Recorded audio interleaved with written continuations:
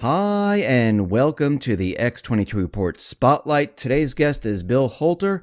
Bill is a financial writer and gold expert. He collaborates with Jim Sinclair on jsmindset.com, and I am very happy to have him back on the X22 Report Spotlight. Bill, welcome back to the Spotlight. Happy to be back, Dave. Hey, thanks for being here. Let's start off with what's going on out in Europe. We know that Deutsche Bank, looks like they put a Band-Aid fix on that bank for the time being, but we see in Italy, the Bank Monte dei Paschi and other Italian banks, well, we're running into some problems here. It looks like they need about 8 billion or so plus euros to help out the banks. And we are getting reports that, there might be some type of bank runs going on right now. I mean, what is your take on what's going on in Europe? Do you think this is going to spread? Do you think they'll be able to control this? No, I don't think they're going to be able to control it, and I do think it will spread because the problems of the Italian banks are the problems of the banks worldwide. It's truly a solvency problem, and it's coming to the forefront because of a liquidity problem. The lack of solvency is being discovered because of the lack of liquidity. And as a matter of fact, just this morning, there's an article out that Italy is angered at the ECB because the ECB is suggesting that there is a bank run problem with the Italian banks. So that's obviously going to hurt their ability to try to recapitalize and get, like you said, the 8.8 billion euro shortfall. Think about it. Would you invest in Italian banks? I mean, that's what it amounts to is they're trying to recapitalize. They need investors, and short of investors, you'll see bail-ins. So you do think that we're headed towards that bail-in type of scenario right now? Yeah, that's why the bail-in legislation has been written for the last couple of years all over the world, is because they knew this was coming. I mean, this is not a big surprise. This was pretty much a mathematical certainty that they're going to have to bail in depositors in order to survive. I mean, do you think these central banks are feeling pressure? Because, I mean, look what we had. We had the Brexit where they said, you know what, we don't want to be part of the central banking system. We had the Italian referendum. And then here in the United States, Trump was elected. So do you feel the central bankers are feeling pressure right now? Oh, absolutely. And plus we've got the French vote coming up. And then later in next year, we've got the German vote coming up. And you can see the rise of populism. You can see the rise of nationalism. And that's simply because people are feeling the bad economy. People know that there's something wrong. And that something wrong are the policies that were put forth by the globalists. And it's being rejected. So with a French exit and who knows with Germany, I mean, you could see the European Union begin to dissolve. Do you think the central bankers will let it get that far? Do you think they'll let these countries go? Because right now, if we look at England, the UK, they had the referendum, the Brexit referendum, but they haven't initiated Article 50 as of yet. Right. You're asking if the central bankers will let it get that far. The central bankers can't control it. The central bankers' monetary policy got us, not just monetary policy, fiscal policy also, but monetary policy got the world to where it is now. And there is no monetary policy that's going to be able to change the mind of voters. The only way to change the mind of voters is to rig the voting machines. And I mean, the voters feel it. They know it. They sense it in their gut. They see it in their paycheck. They see it by the loss of jobs, etc. And monetary policy is not going to turn that around. If monetary policy could create nirvana, we would have had nirvana many, many years ago and things would be perfect. They're not. That is true. I wanted to get onto gold here, and we see gold around 1,100. in the beginning of the year, gold was doing quite well. It was, 1,300 plus. And ever since the midsummer or so, it's been dropping off. Why do you think that gold is going the opposite direction at this point? First off, manipulation is no longer conspiracy theory. Manipulation is currency fact. You've had Deutsche Bank admit to manipulation in silver and gold. You've had, HSBC, UBS. You've had a bunch of banks admit to manipulation. So us crazy tinfoil hat wearing conspiracy theorists have been proven right. And we've said all along that paper contracts on the COMEX, paper contracts on the LBMA are being dumped wholesale in order to suppress and push the price down. And those paper contracts are not gold. There's no gold behind those contracts. We are seeing $20 to $40, $50 premiums of the cash Shanghai market over COMEX and LBMA. And I've said this many, many years ago that when the COMEX game ended, you would see a big spread between cash and physical. I'm sorry, the paper and the physical, and that would begin to widen. And it is, if you look at silver, it got to over a $2 spread. That's over 10%. So a spread of $2 on silver is more than enough to arbitrage. And that arbitrage is going to wipe out the inventories, the physical inventories. And that will spell the end. Now, there are individuals like Harry Dent and Martin Armstrong, and I know you wrote a piece about Martin's prediction that gold will go below 1,000. Do you think it will ever get that bad, that gold will go below 1,000?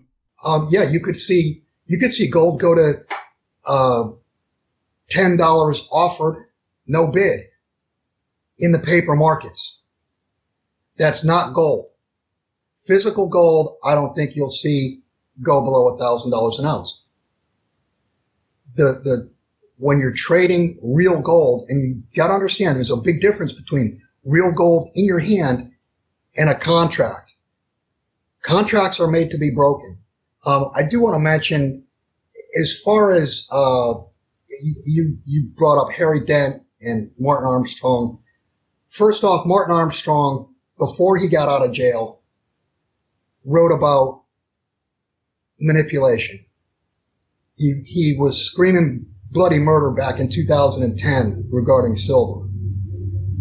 He also did a calculation that I've done several times before. He did a calculation of, and this was 2011, of U.S. debt versus the supposed gold, and I think he came up with a figure of $25,000 or $30,000 per ounce. He forecasted $5,000 gold and said that that's extremely conservative. He more recently wrote that once he got out of jail, he's been a gold basher ever since. And then this past year, he wrote that gold was devalued in the 1930s, and then went on and tried to explain why and how it was devalued. Well, that's just plain false. That's completely false. Gold was revalued 71% higher in 1934. Gold was the best place to have money during the Depression. In a true deflation, what you want is you want money and liquidity, and gold is both. As far as Harry Dent is concerned, and I've written a couple articles on the flaws in his thinking, Harry Dent claims that the dollar was the best place to have capital during the Depression. And that's false. The best place was gold. Back then, gold and dollars were interchangeable. Before 1934, you could go into a bank with $20.67 and you could walk out with 1 ounce. Or you could walk in with 1 ounce of gold, turn it in and walk out with $20.67. They were interchangeable. They were one and the same until that peg, if you will, was broken. Gold was confiscated. It was revalued higher to $35. Gold, the flaw in Harry Dent's entire premise is that the dollar is money. The dollar is not money. Gold is money. The dollar was always a derivative of gold. Now it's the antithesis of gold. Dollars and gold are the opposite. And going one step further, as far as history is concerned, the best place to have had capital from 1929 to, call it, the beginning of World War II was in mining operations. Homestake mining was up over 1,000% during that period of time when everything else was down 70, 80, 90%. And the dividends they were paying by the end of the decade were more than what the stock was valued when you could have bought it at first in 1929. One other thing, just because people are feeling down and out about mining shares because they've been hit so hard since the election. Just remember, mining shares year to date are still up, call it 70, 75%. Mining shares, believe it or not, for 2017 have been the best performing sector. Even though it doesn't feel like it. I mean, they've been crushed, and people from the election, they feel like they've been shot in the heart. We had the Fed right now, since we're talking about gold, and I'm thinking back to 2015 going into 2016 when they raised the interest rates by 25 basis points in December. We saw gold shoot up and the market come down.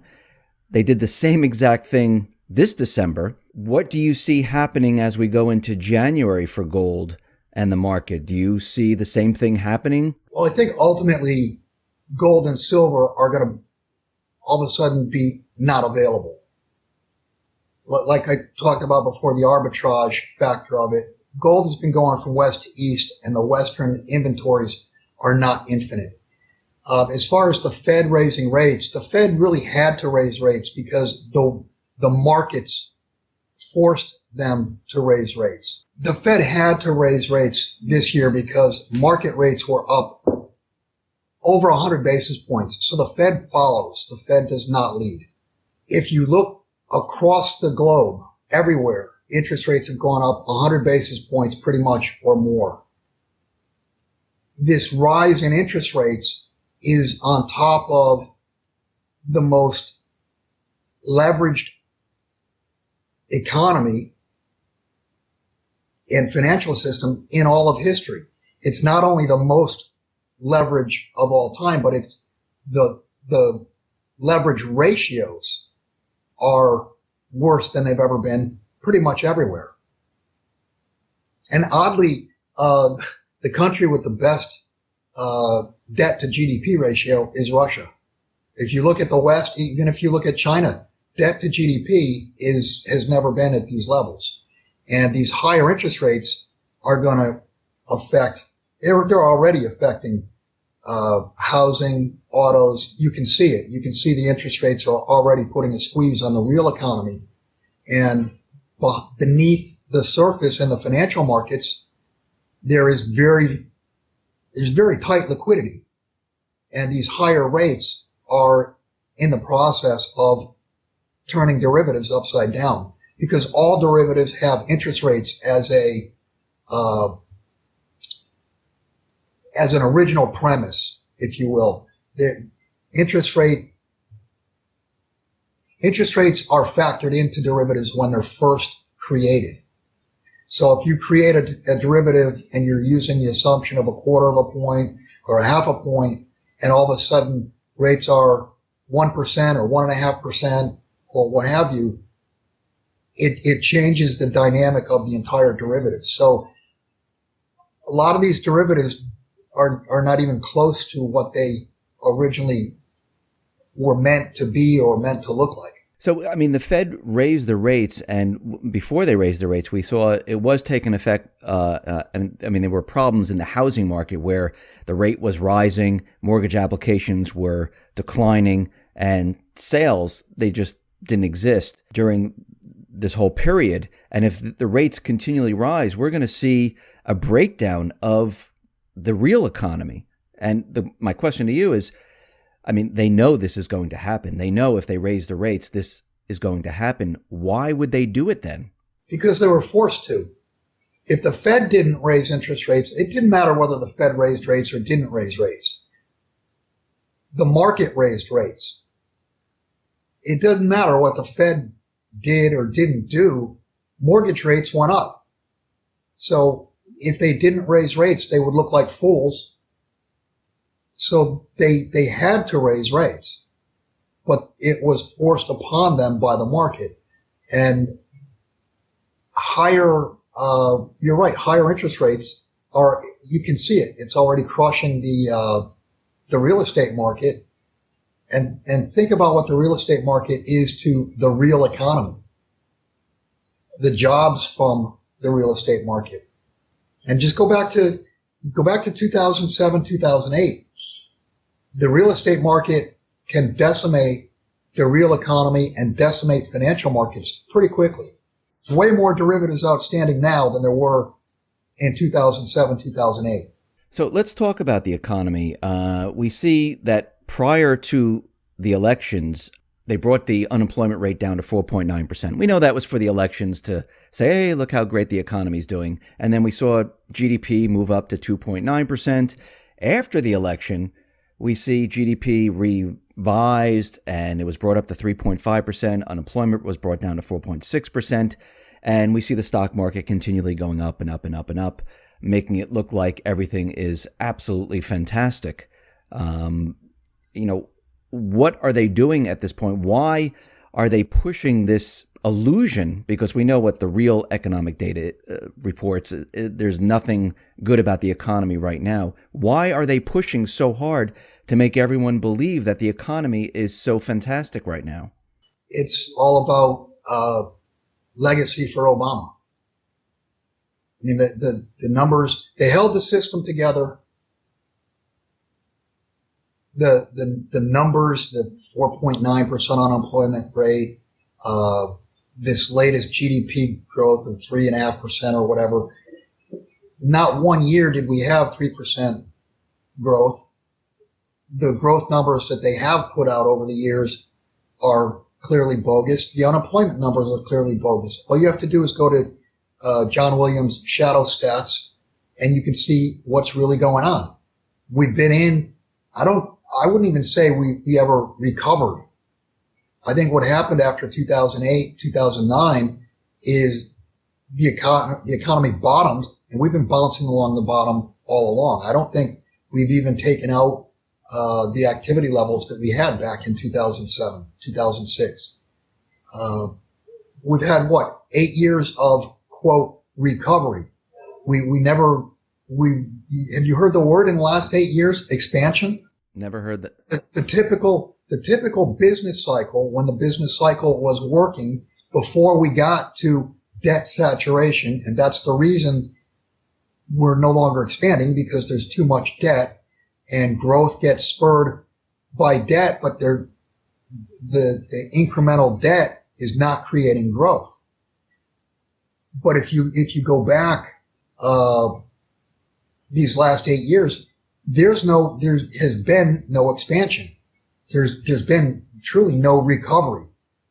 What you saw was the economy, they arrested the decline and they were able to band-aid and keep the financial system together.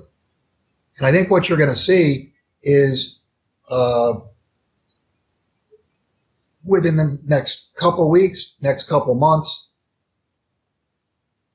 I think you're going to see some truth start to come out, and the curtain be pulled back, and the real picture of where we really are is ugly. And I've said all along, we are completely ripe, completely primed for a collapse. in economic terms, in financial terms, in all terms. So when you say the truth come out and the curtain pulled back, what do you mean by that?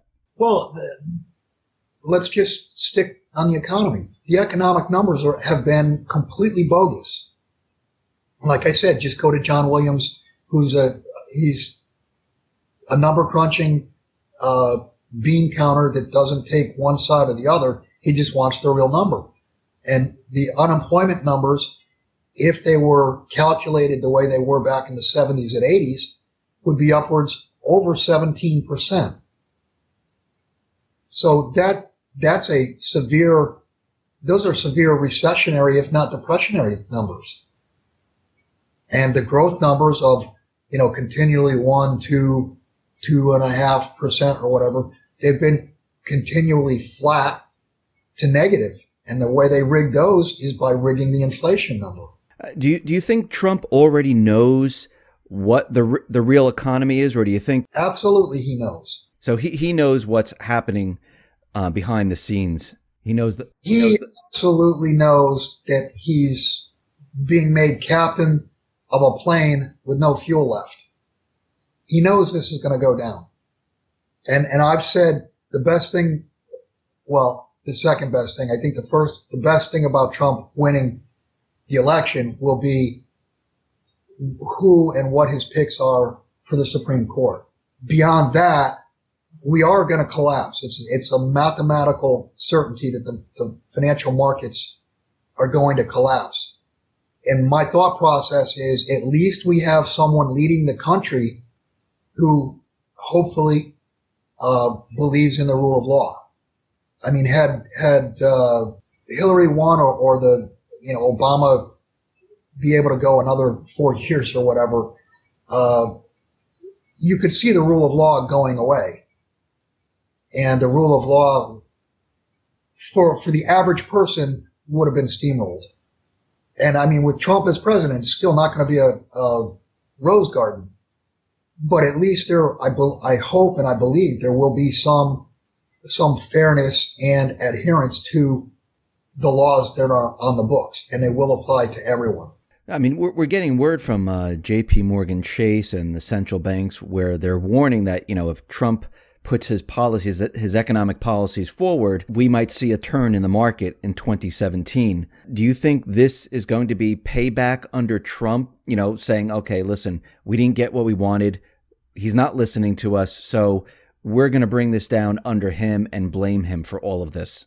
Well, that goes along with the theory Jim Sinclair put forth when he simply asked the question is, will the machine work for Donald Trump? Will the machine work for him? And I think the answer is no. I think they've stretched it as far as they can. They're not going to be able to hold it up one way or the other. So why not just pull the plug? And you got to understand, this big money that you're talking about is already positioning themselves short the market, probably short bonds, certainly short or long silver and gold. They're pre-positioning themselves now for the plug being pulled. They'll make money. They'll still make money as markets collapse. Can Trump do anything to stop it? I mean, does he have anything in his arsenal, in his bag of tricks to stop what is coming? What could one man, what could a president possibly have in a bag of tricks? I mean, you're talking about Mother Nature. You're talking about Mother Nature has been defied for years by a globe borrowing continually more and more capital to have a better and better standard of living, while being accommodated by central banks that printed money supply out of thin air. So no, I don't think there's anyone on the planet, there's not a policy on the planet that can fix what's wrong. The final result is going to be a reset. Now, whether that reset is man-made or whether it's made by Mother Nature, it's going to happen. You cannot have you can't build a house without a foundation. And in order for the globe to have a financial system, an economic system going forward that grows and is fair, you're going to have the great flush. What's been done has got to be flushed. All the malinvestment has got to be flushed. Once it's flushed, then we can start anew. But we're going to have to start with some type of foundation. And that foundation, the foundation to an economy, the foundation to a financial system is the money itself. So somehow, some way, money is going to have to be, I shouldn't say money, but currencies are going to have to be attached by ratio, some sort of gold backing. You've got to have that foundation in order to have true and real, honest working financial markets and economies. When we have this reset and we have this flush, will the dollar still be the reserve currency of the world, or are things going to change dramatically? No, I think you can already see that the movement away from the dollar to settle trade. I mean, you can see Russia and China doing deals in rubles and yuan. The day of the petrodollar is over. The dollar being the reserve currency, the dollar was the reserve currency because we had the most gold. That's why we were the reserve currency. And at this point, I think if an audit was done, you'd find out we have almost no gold.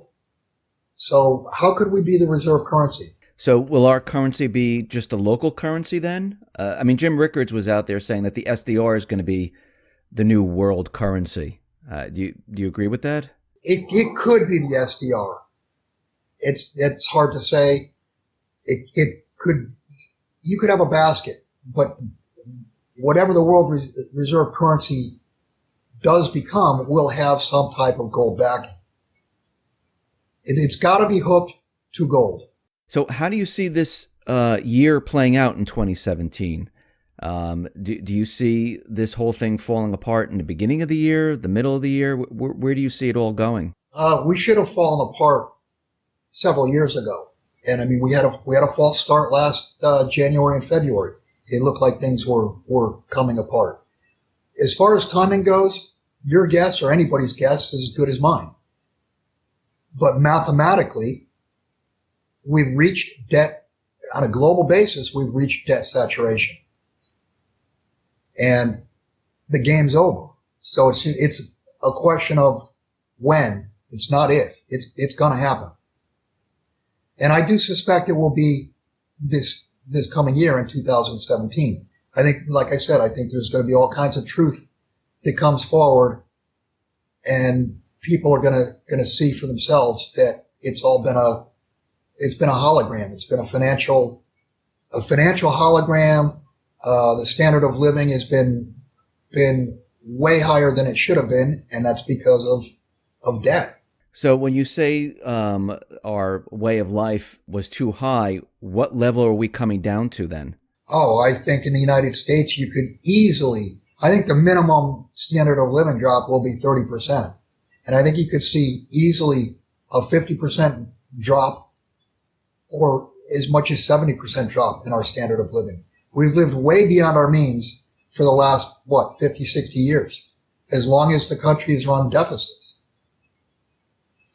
A deficit, when a country runs a deficit, it means they're living beyond their means by whatever that deficit is. So, do the math. We've lived so far beyond our means, it's unbelievable. Bill, I want to thank you very much for being on the X22 Report Spotlight. Once again, how can people see your work? You can go to jsmindset.com. I do 1 or 2 public articles a month, and I generally do a couple, sometimes 3 articles on our subscription side. And Jim and I do a weekly interview, a cross interview, and we interview the last individual that we did for the last one for the year. was Ira Harris, which was a really good interview. And that's also on the subscription side of the site. Bill, once again, thank you very much for being on the spotlight. I appreciate it. Thank you, Dave.